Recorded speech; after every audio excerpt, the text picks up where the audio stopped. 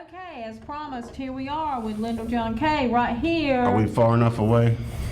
No, we need a lot more. Right, probably. No, we both believe that the virus is real and alive and well, and there are political, there are politics around it, but I don't think the virus is political. Yeah, there's 100,000 dead people that would probably agree. That's exactly in right. America. So, I mean, it really does happen. So, anyway, with that being said, I'm going to let Lyndall tell a little bit about, he approached me long time ago. You approached me. Let's tell Well, no. You approached me ages ago because I didn't know this. She approached me. I didn't know this.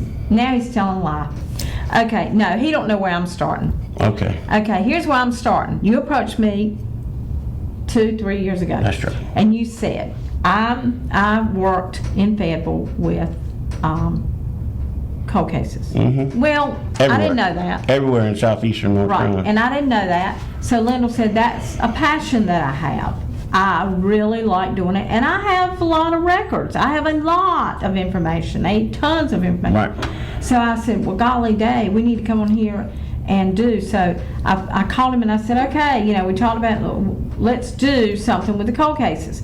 So we've been trying, and we tried to get it kicked off, but COVID kind of got in the way. So Well, it was bad weather. Again. It was bad weather first. Yeah, and then it was the COVID. Yes. And we did it like a week, and then the COVID came. Yes. But you've promised me every Thursday at 8:00. I have every Thursday at 8:00. We're going to come on here and we're going to talk about a cold case. Right. And I will have to say that I threw something out the other day, and I mentioned Jeff Cobb's name. That will be one that we will do. Next week we will. Week. I want to kind of introduce so much myself and interest. what's going on, and then next week we're going to jump right into Jeff Cobb. Well, his family, now I know a man really well that I told he is kin to them. I told him, and his family is just going crazy because we're going to do this. They're just so happy that we're going to do this. So anyway, but today I don't know what's on Lyndall's agenda. I don't have to know. I don't have to know. Anyway, listen. You were talking about the coronavirus, Yes. right? And I mean, there's a lot of riots going on and stuff, a lot of scary stuff around the world. Okay, well, the National Missing Persons database that everybody uses, all 50 states, they say that there's a silent disaster that's going on in this country right now that few people talk about unless it personally involves them. And that, of course, is there's 600,000 people go missing every year, right?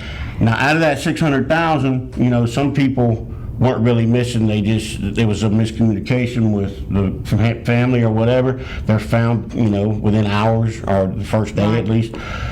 Some of them are found dead, so they're no longer missing, but they're dead. And then some of them, I wrote 2 stories in my career about people who just went to Myrtle Beach because they got tired of everybody. Right. So, but there are tens of thousands of Americans that go missing every year and stay missing for more than a year.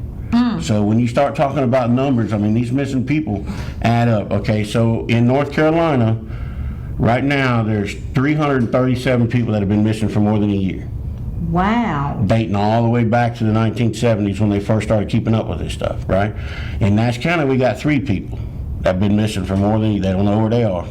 You got 2 of them in Edgecombe County, 3 of them in Wilson, 21 of them in Cumberland County. Of course, Wow. now, I mean, it's a military base. What happens over there? It's a military. For anytime you have a military base, you're going to have a lot of missing people because sometimes people just leave the area, whatever. Right, so, right, it's a transient area. Okay. Right. And Wake And County, that makes sense. right? And Wake County has 28. Now, Wake County's a big place. Raleigh's a big place.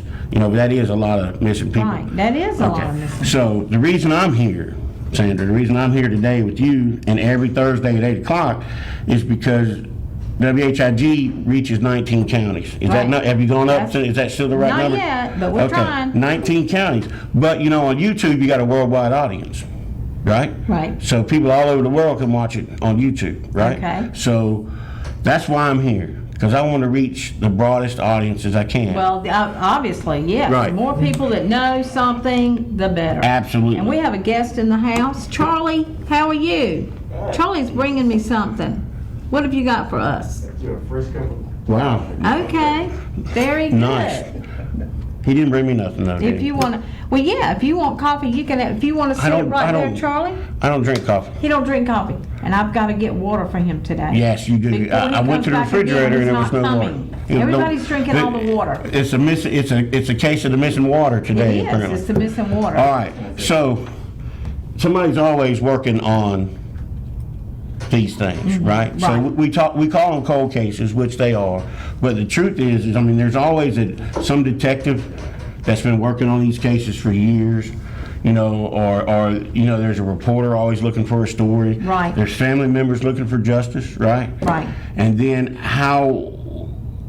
one of my most successful cases deals with a little old lady in Texas whose brother was killed in North Carolina in 1972. Wow. And she just refused to give up. And I want to talk about that a little bit each week, but she started in 1973 when she realized that her brother's murder was not going to be solved. And she started with a typewriter and a telephone, making calls, calling people, filing public records requests with the government, all this stuff. And then as she went from a typewriter to a fax machine to a computer, you know, to email, gathering all this information. Right, so one day she could give it to me. So we'll talk about that. But I want people to know that if you got a loved one that's missing or dead and they don't know how that happened, I can tell you that somebody's working on it. Right. I mean, I've been in police stations all over southeastern North Carolina, and there's always the files stacked up on detective's desk. A lot of them have pictures. I know one guy, when it was the woman, they found a body in 1995 and they didn't know who it was. He had this sketch of this woman hanging on his office wall for years and years. And I didn't even work there anymore, but when they identified this woman, I was the first person he called, because I had written about this many times. So I'm telling you, these detectives care about these cases. Obviously, the family members care about it. I was going to ask you that. You know, people wonder, because there's so many cases. Cases are happening every day. Right. Murders and this and that are happening every day, and the stack is getting higher. So, at what point do they just get put down here and forgotten about and picked up every once in a while? You got cases. They're called losers, right? Cases are losers, right? I mean, if there's absolutely no evidence, there's absolutely no suspects. It's just hard to solve these cases. Now, ironically, cases that are really hard to solve in the beginning, right, become sometimes easier to solve much later. Right. Because relationships change, people get married, divorced, right, and have children, feel bad about what they've done. Right. So what we're going to do here every Thursday at 8 o'clock, I'm going to plug that as much as I can so people will tell their buddies and tune in. I've been doing this. My brothers are one of my brothers. I got how many brothers I got? I got 5 brothers. So I mean, all from the same mom and dad. Boys. Yeah, all kids from my mom and dad. So I got one brother that's a painter, and he started painting houses. He didn't know what he was doing. Right? It looked terrible. Right? But he's been doing it for about 30 years now. Right? And he's an artist. He's a master painter of houses. Right? Made a really good living doing it. He told me one time that at one point he realized that he was good at painting, right? So I'm not good at much else, right? Never played a sport, right? Wasn't much of a ladies' man, but I've been writing about murders for 20 years, and I can tell you now that I know what I'm doing. Right. Right. So that's what I'm here. That's what I'm here for, and this stuff works, people, because we're gonna do a lot in this hour every week, right? And we're going to do a lot of different things, and I'm going to engage the audience as much as possible. Oh, wow, that's going to be fun. Absolutely. We're going to pick out some cases that I think that with some participation, we can help the police solve these. Absolutely, absolutely. Okay, so I know it works. My friend Frightened Crime, right? She's got the two she's directly helped law enforcement solve in the last year or so. Right. Wow. So it works, right?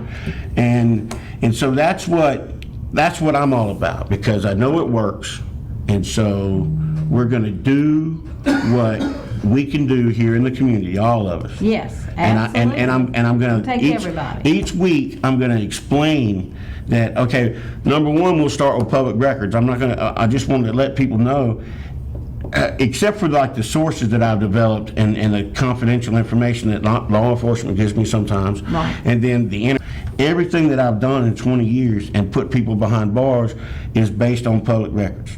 Right. Anybody watching right now can go to the courthouse. Well, you better make sure you go at the right time because everything's closed down during this whole thing. But you can go down to the courthouse, register deeds, the medical examiner's office, police department, sheriff's office.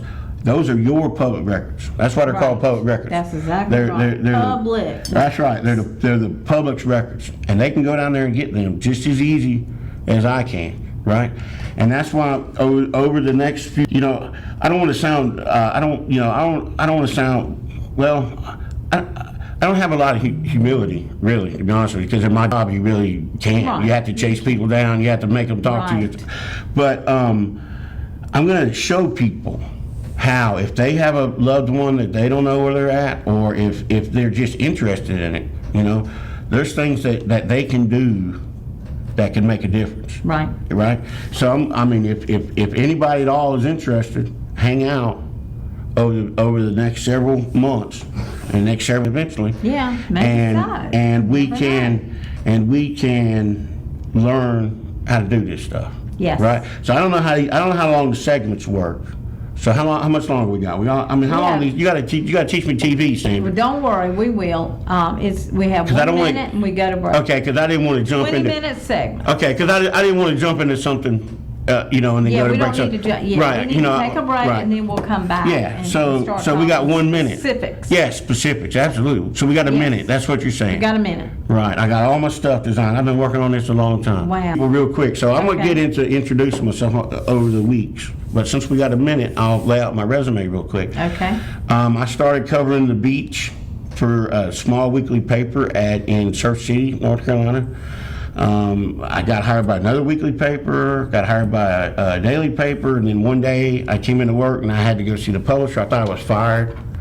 Because like Steve Harvey said, he said he had 13 jobs. That means he's been fired from 12 of them, right? So I thought, wow, I'm getting fired here. So I go in there and they're like, hey, the crime reporter quit, so you got to be what I planned to do, Right. So that's just how it started, and then I moved up, kind of made some lateral moves. The newspaper business is dying, so you got to do what you can do. But over time, I just started doing this. Like I said, it wasn't planned, but whatever I do, I try to put my heart and soul in what I do, and then I found out that, hey, I'm actually pretty good, because the reason I'm good at it is because I'm persistent and I'm annoying.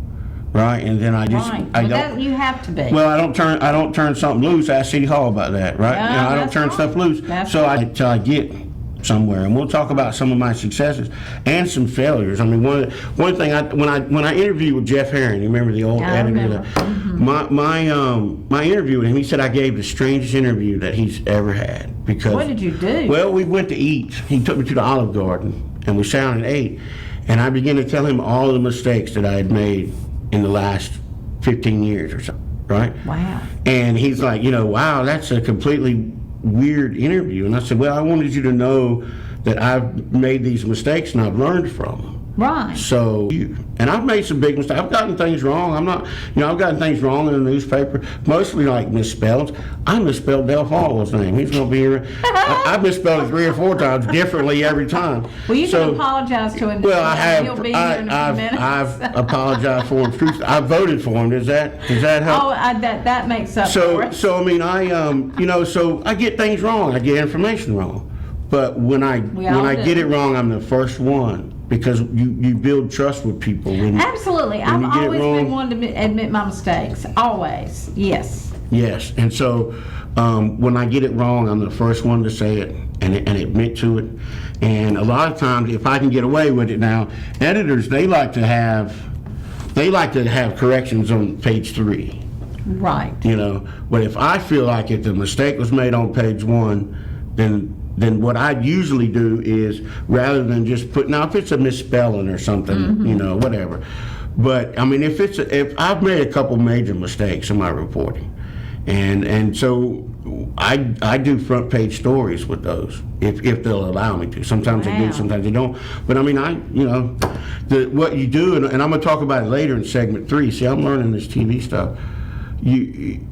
you build trust with people by being real with people, right? That's right. That's what I'm here for. I'm gonna be Exactly real with right. people. So if people they want to know my opinion on stuff, I'm gonna give them my opinion on stuff. This is the longest minute I've ever. It is. Well, we're ready when you are. Ready? I've been ready to go to break, right? We're going to break. Okay, good. We're going to go to break. We're going to come back with more of Lyndall's Watch these commercials. stories. We'll be right back.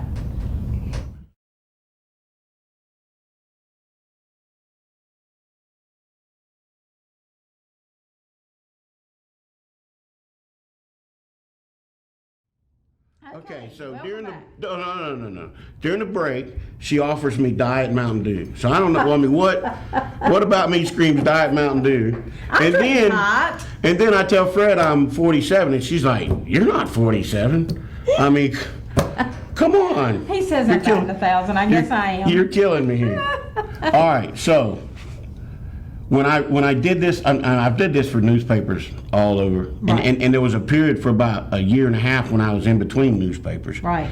And I still wrote these. I had a lot of newspapers that were paying for these. The problem is that the money that I was getting for them just wasn't going to pay the bills. Right. So I went back to work, and the Telegram's where I landed at, right?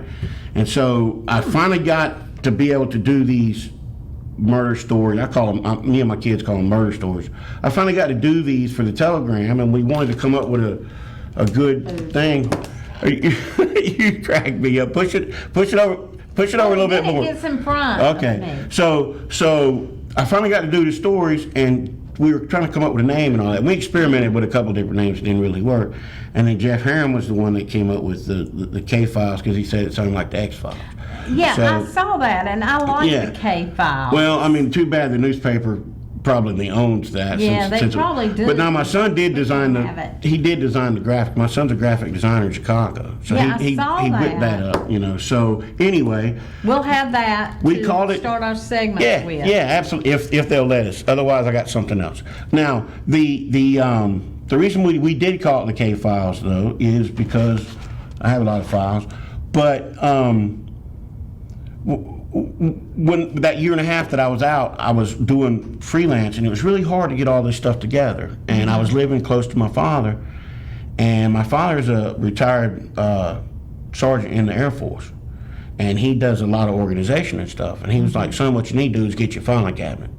Right, so that's where it started. Right, so we're gonna walk through this all the way. Yes. Right, and tell me when the segment's up, so I I'll will. keep running my I'll say, mouth. Be quiet. I'm trying to We're kill a going minute. break. I'm trying to kill a minute, and she's letting me run off with stuff Be nobody quiet. cares about. All right, Okay, look. you'll know the sign. Okay, so what I do is I've been doing this since I've been writing about murder since 2000, I don't know, beginning of the century, but I started really putting it all together about 2014, right? So what I do is I start with a file, simple as this, and I put whatever I can find in there on the internet in there, right? And I tried murder boards because they're really cool to look at. You know, a murder board you got like on TV, they got all those little lines connecting everything on it. Well, it's hard to do that when you're writing about 50 different things, right? So I found the file system to work. So last night, I pulled out this one from the Rocky Mount Police Department on Carl Butler. I think he's got the picture of this guy back there somewhere. So when I don't know nothing about this case. Yeah, Lee, can we show that? Carl Butler. I don't know anything about this case, right? All I know is that I pulled this off the Rocky Mount Police Department website last night. There's Mr. Butler, okay? From the police, we know that he went missing in February of 2005, right? So he's been missing a long time. Right. He's dead somewhere. I mean, that's sad to say, but I mean, that's probably the case. Okay, so he's got a tattoo on his left arm. He's got some scars on his head. He was wearing a patch over his right eye when he went missing. So Did he have medical conditions? He did have medical conditions, and he left his medication behind. And to me, in my experience, that's usually an indication that something went wrong. Yes. Right. You're not going to leave. I know a couple of years ago there was a fellow that went missing, and everybody was saying, "Oh, he went to the beach and this and that."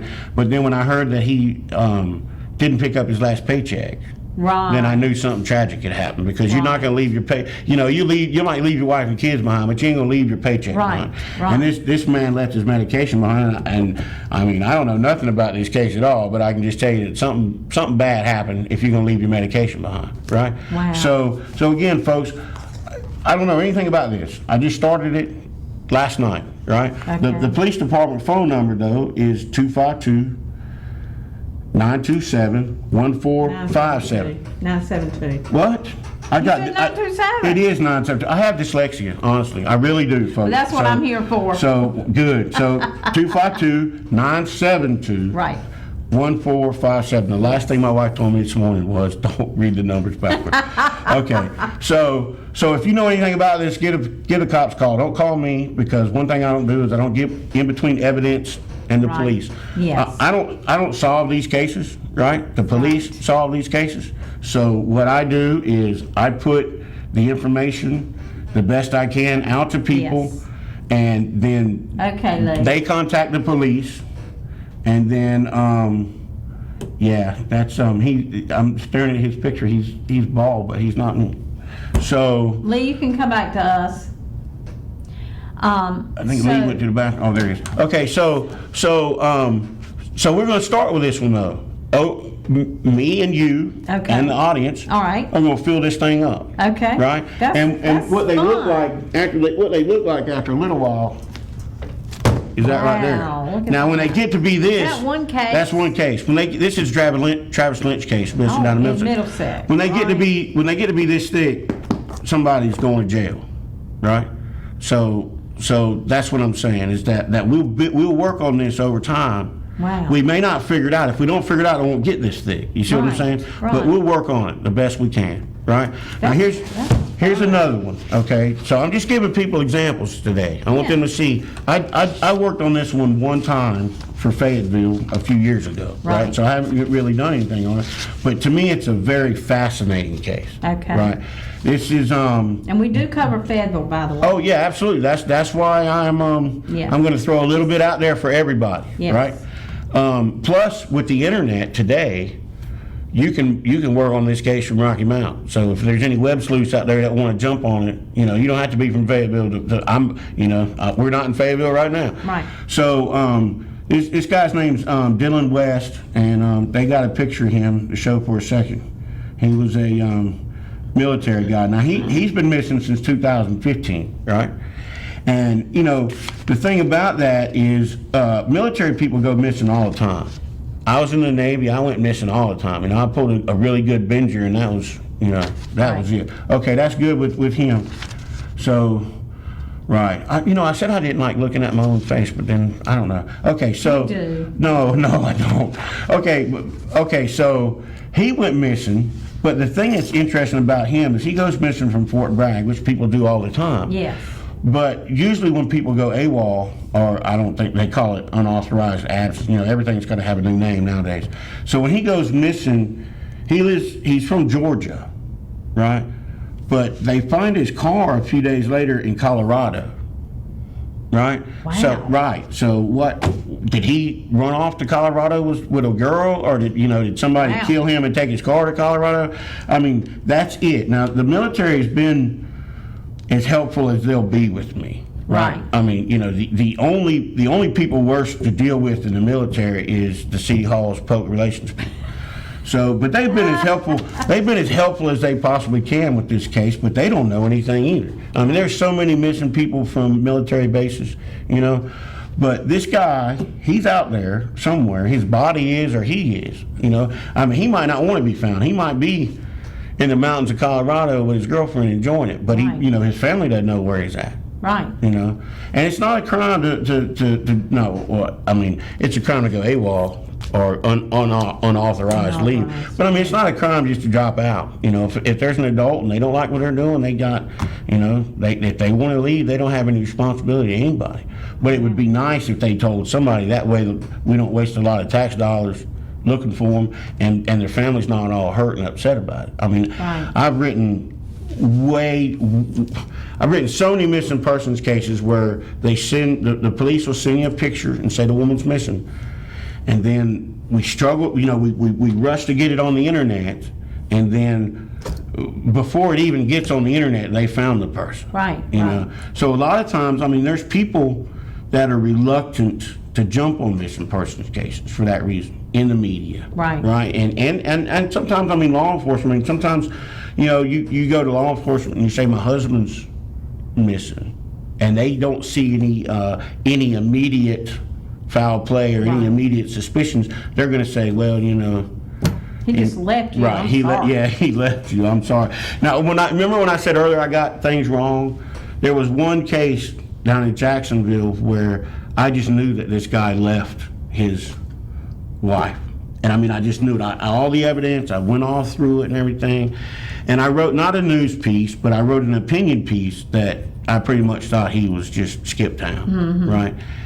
And I'm glad it wasn't a news piece, because I ended up completely wrong, and they dug that guy up out of his mother-in-law's backyard a few years later. Yeah, so I mean, that's what I'm saying, is these missing persons cases, sometimes there's nothing wrong, and then other times. right. Wow. And Fred, over these next several weeks, you know, have y'all ever discussed his railroad cop days on the air? He talks about it occasionally. Okay. He'll come up with a scenario. Well, believe me, I respect your experience and your knowledge, and so anytime you got a theory on any of this stuff, please jump in. And Love absolutely, to hear your theories. I Fred. sure would. And so now tell me on the segments. I got to start timing Okay, these now things. it's 8:35, 8:36. We're going to break, but we can go ahead to break so that we don't get interrupted in the Yeah, last 'cause I stretch. got we good come stuff. back, last stretch of the show. We do weather first and then assess. And then in last I got stretch, to teach him the ropes. yeah, I'm totally new at this. New folks. kid on the block. You know. But if you're watching and you're about to go to work or whatever, call late, because I'm gonna anger a lot of people here in a minute. So Oh, Lord. tune in, right? Okay, we never know with Lyndall. We'll be right back.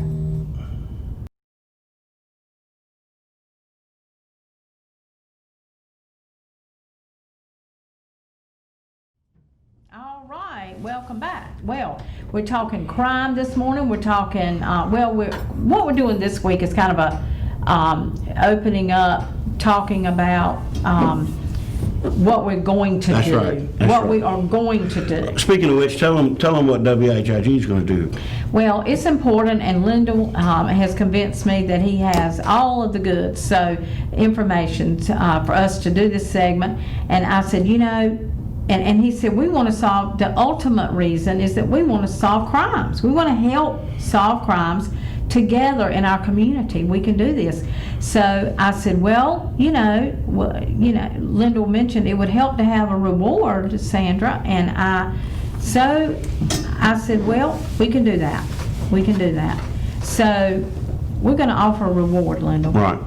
And we're gonna work out what next week hopefully next week we'll have Yes. an amount. Yes. But it's going to be a significant amount, and that's all it really takes in a lot of these cases is someone who ain't going to say something for this amount of money. Exactly. They'll say something for this amount of money. Right. You know, and That's exactly and right. that's exactly how we're going to do it. Now, like I said, I don't want to be the recipient. I mean, we already had one call this morning. We right? have. I don't Already wanna- had a call. I don't want to be the recipient of information. Right. Because law enforcement needs that, right? That's I right. never That's pretend right. to do the cop's job. Never have. Right. I can't do the cop's job. But I couldn't be sometimes, a cop because I don't like getting punched in the face. This But- lady wanted to talk to you, and sometimes there's just not a comfort level with people going to the cops. Right. So sometimes they're going to need.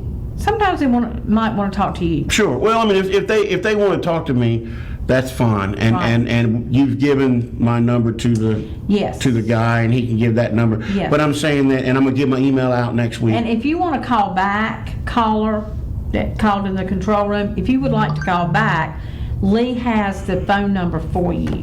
Yeah, and I'm gonna give my email out next week so people can send me stuff.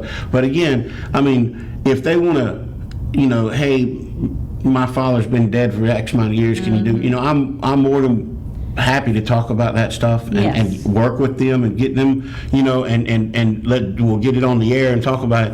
But if they want to say that, I know that Bob shot bill Right. down at We're not you gonna know, interfere in right, ongoing absolutely. investigation. So we'll definitely direct those people to law enforcement Yes, and the we particular will. law enforcement agency that's working the case, because that's the way that you want to do it, right? That's Right. the way it gets done. Absolutely. All right, so we got an hour to fill up. What are you laughing at? Oh, I'm just laughing at you and see, Linda, you're just a bag of information. You really yeah. are. You just got so much information, and we're so glad.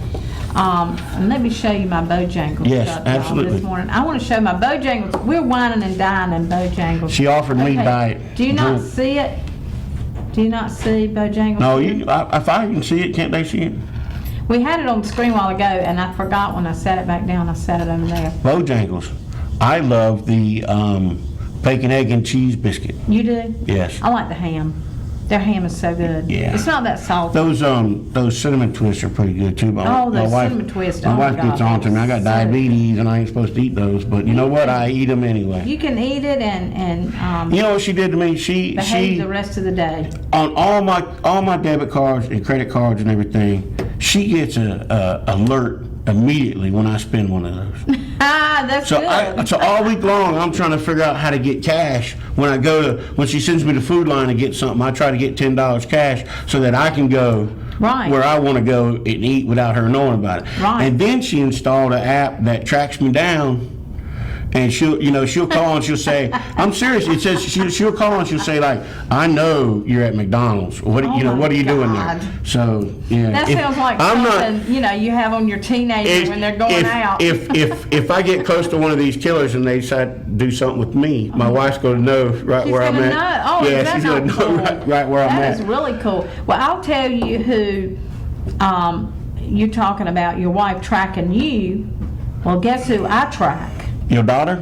I happen to track I won't even say that word. That would not be nice of me to say. What do you track?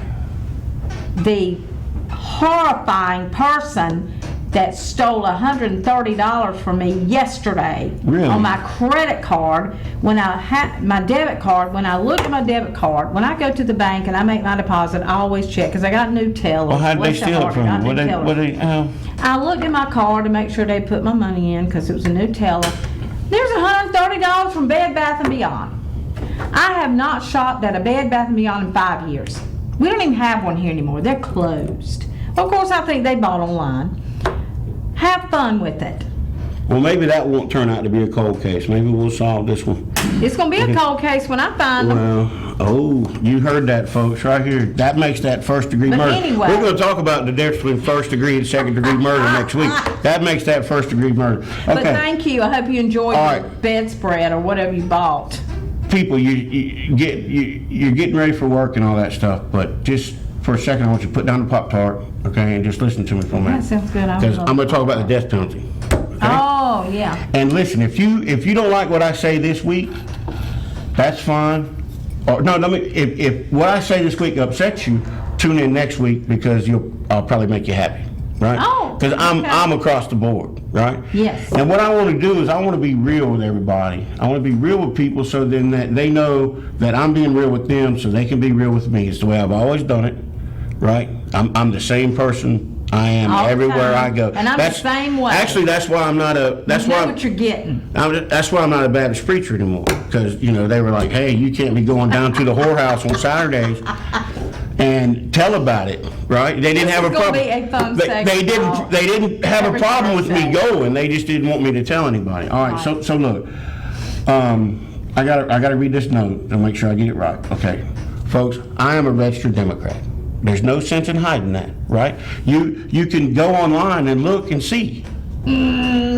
But half the people just turned off. But hang on for a minute, you're gonna like what I say, all those people that wanted to turn the TV off. There's no sense in hiding it. People can look me up on the voter registration and find out. And all those independents that are registered independents so they can act like they're not one party or the other, Right. you can go online and see what primary they voted in. That's right. So if somebody says they're an independent and then they voted in 15 Democratic primaries, they're lying to you. Right. Right? Okay. So although I am a registered Democrat, right, I have never voted a straight ticket. ever, right? The reason I'm a Democrat is because that helps me pick, I think, the best people to run for the office in the general election. I'm proud of you for Right. not voting straight. No, Thank you. that is ridiculous. Anybody who votes straight ticket just is they don't get it. Okay, so No, they So when I lived down at the beach, I voted for Congressman Jones, Walter B. Jones, many times. Oh, love that He's man. one of the most conservative people in Washington when he was alive, when he was there. Yes, okay? but a good man. I voted for Keith Stone. Right now, my wife is an even bigger Democrat than I am. Right. I overheard her tell Keith Stone at some dinner thing or another that he was the first Republican that she's ever voted for. Oh, well, that Right? says a lot. Absolutely. So I said earlier I voted for Dale Falwell, right? I voted for him because the first time that I met him, the first thing he said to me is, all I care about is numbers. Numbers. And he's done a bang-up job. And I'm going to vote for him again because he's done a bang-up job as the treasurer. Right? Yes. I mean, I think last time I talked to him, I'm sure he's going to say it when he's on here with John Check. I didn't vote for him. But I'm sure that when he's on here, he's going to say that North Carolina has the 26th largest fund in the world, pension fund, So, I mean, Right. good grief, I mean, that's a lot of money that this man deals with, and he does a great job with it. Now, the reason I told you all of this, right, is so people know who I am. I ain't hiding nothing from nobody. I got no reason to, right? I'm up front with people. But when it comes to the death penalty, right? If I could, I would take a rifle and I would go to Central Prison in Raleigh and I would line up every person, man or woman, who's been convicted of first-degree murder and they've had that appeal, and then I would put a bullet in their head, and I wouldn't care about it one bit. I would sleep good that night, because when you've done this job as long as I have, and you see the absolute depravity of people, right? That's a word back from my Bible college days. Folks, there was a guy here a few years ago that carjacked a car, was parked in, I think it was in Greenville, and he drove it back here.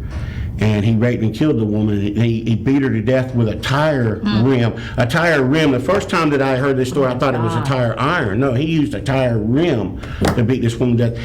And he left her baby out in the sun to be sunburned. I remember Absolutely. that case. Travis. Absolutely. Travis. I don't know. Yeah, He's one of the guys. Andre Edwards. He's one of the guys I would put a bullet in his brain pan if I could. I could have in that courtroom. So the thing is that I remember talking to this case with a fellow journalist who is actually a West Coast liberal. And he said, after attending this trial and after covering this story and writing about this story, there's no way that I couldn't believe in the death penalty after that.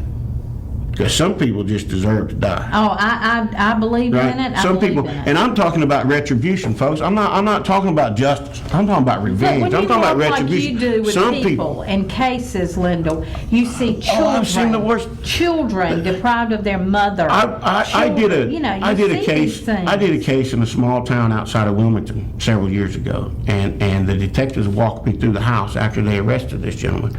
He had 3 children, 10, 6, and 5. And I'm not saying this guy. I'm not saying this guy deserves to die. Although he's done, he wasn't convicted of murder, so he gets. I guess you don't get a bullet. But anyway, 10, 6, and 5, and he didn't feed his children, right? And he had locks on their doors on the outside. Oh. So he would keep them. When he went on vacation, he put them in a drum barrel he went. I think he went to Carowinds or whatever for a couple of days. Wow. Anyway, he wouldn't feed his children, and he locked them in bedrooms with locks on the outside for days at a time. The 10-year-old boy would climb out the window and go to the neighbor's trash can and get trash out of the food, right, I'm so choked. I still remember those doors. Those doors had fingernail marks on the inside of the doors where kids tried to get out. So he would go and he would get trash. Rather than running away or taking care of himself, he would get trash and he would go to his sister's window and he would feed his 4-year-old and his 6-year-old sisters with trash from the neighbors, with food from the neighbor's trash can, half-eaten food. That's awful. Well, I mean, this guy, he got probably, I think he got like 15 years That or ain't something. enough. It ain't enough. It really ain't enough. Not enough. That guy put in prison for life probably. But we're going to talk about next week. I want to talk about the difference between first-degree murder, second-degree murder, Yes. right, manslaughter. In the George Floyd case, there's a lot of people calling for first-degree murder in that case, but it's not a first-degree murder case. This guy, you know, I'm not on the jury. He better be glad I'm not on the jury. But I mean, the video speaks for itself. The man died. He was, you know, he died because he was stepping on his neck. But that's not a first-degree murder case. And I want to talk to. That's what I want to do in this last part of it. You know, and it's not premeditated. We Right. need to talk about premeditated. That's right. That's the element That's of it. another. That's the element of it. Yeah. So I mean, that's what makes it in North Carolina. Now, other states have, you know, they're generally the same. Yeah. But I've worked in North Carolina solely as a reporter, and I know North Carolina law pretty well, right? So, first degree murder. I'm supposed to be talking about this next week, but you know, but That's first degree okay. murder. We gotta go. How much 1 we got? minute. We got 1 minute. 1 Okay, then forget that. That's next week, folks. If you want to hear about first degree You're murder, not going to hear next week's Right. story today. Right, first degree murder. But now we are I'm gonna talk I'm about Jeff Cobb I'm going to talk about gun afterwards. control next week too. People love Well, that. how are you going to talk about Jeff Cobb and then talk about all that? Well, because we've got an hour. We got okay. Jeff Cobb. We'll make it. Okay, yes. Next We week. are going to talk about Jeff Cobb. I have written about Jeff Cobb. I have sat down with the detectives in the case. I have talked about them. I think it's been about a year ago or whatever, I published new information in the Telegram. They are working that case furiously. Is one of the cases that they're working. And Okay, so they must feel like it is Well, there's a- solvable. If Right. they keep on, they feel like they're going to solve right, this one. absolutely, and there's good reasons why that we'll talk about next week. I don't want to give away the Yes. candy store. Anticipation for Right. next week. Anticipation's worse than death. Okay. Yes. So the Jeff Cobb, cops are working on it, and by next week it might even be too late to talk about it. Wow. Not being solved. They're on this thing. So Wow. we're talk about Jeff Cobb next week, and then from there we're gonna go wherever it leads us. I'm gonna learn a little bit more about Mr. Butler. You know, Right. we're gonna go where it leads us. We are going to talk about in the future the women. Everybody's saying, y'all going to talk about the women, the Seven Bridges Road? Oh, Yes, absolutely. we're going to talk about that. We're going to talk Not. about the ones that he killed and the ones that he didn't, and we're going to ask law enforcement why the ones that he didn't kill have been closed more or less along with the ones that he did kill. You know, there's an old saying. I hang around police precincts a lot till they run me out. They get tired of me after a while. But there's an old saying, you don't want to get caught breaking and entering at the end of the month. Because the connotation is that any unsolved breaking and entering at the end of the month is going to end up in your lap, right? Right. Well, Mr. Pittman, he got caught murdering women at the end of the month, and there's about 13 cases that law enforcement pretend that he's responsible for, and he's not. Now he's done some good ones, and if it was up to me, he'd have a bullet in his head. Maybe we'll get like a little chart, Yes. and at the bottom of the That screen would we be can put good. who gets a bullet in their head, because he would Okay. definitely. We got to go. Later. Say bye, Lyndall. Bye, Lyndall. Everybody. Have a great day, everybody.